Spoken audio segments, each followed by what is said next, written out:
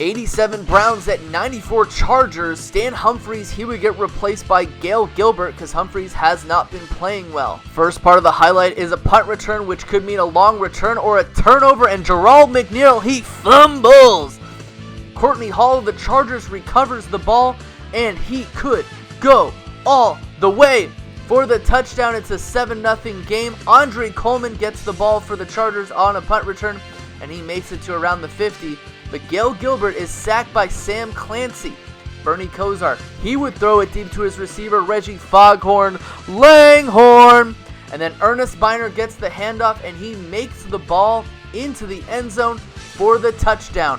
Gail Gilbert, he's got no pressure in his face, and he throws deep, and the ball's intercepted by Ray Ellis. Leslie O'Neal would sack Bernie Kosar, and so would Chris Mims, leading to a punt.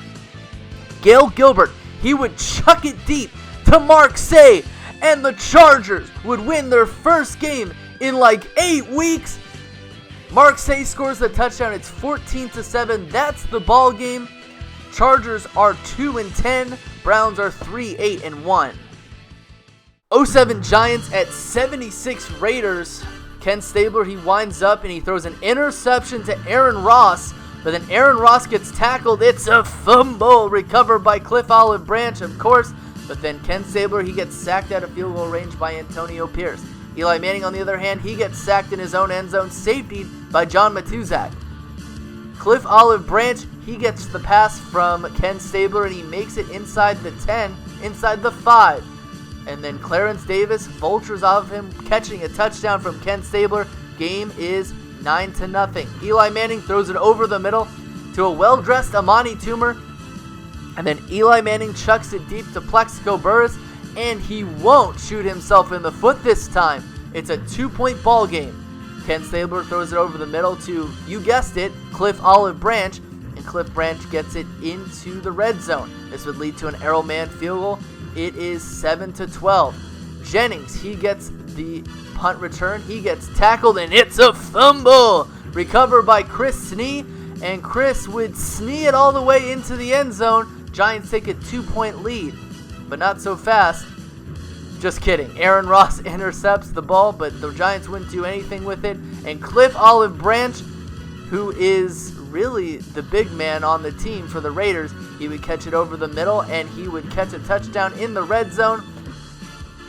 The Oakland Raiders lead 19-14. They win 19-14. Raiders are 9-3. Giants are 2-10. 2015 Panthers at 09 Saints. Drew Brees comes back from injury. Mark Brunell did a great job replacing him. But first, Cam Newton loads up and gives it to Corey Brown at around the 40-yard line. And then Corey Brown gets it once again close to the red zone. But then Cam Newton makes a mistake, throwing an end zone interception to Jabari Greer for a touchdown. Drew Brees, however, gives it right back to Peanut Tillman. Saints next drive. Devery Henderson, the jumping catch, and he makes it close to the red zone after a Ben Wickery sack. Jared Allen sacks Drew Brees, and then John Carney hits a field goal. It's 3-0. Drew Brees on the next drive. No pressure in his face. He gives it deep to Pierre Thomas. And Pierre Thomas makes it into the red zone, makes it inside the 5, and Drew Brees gives it over to Robert Meacham. Saints take a 10-0 lead. Cam Newton gives 2 consecutive passes to Ted Ginn Jr., and this one would make it into the end zone for the touchdown. Ted Ginn shows off the moves, and Cam Newton shows off the celebration moves. Last-ditch effort, 4th and 17.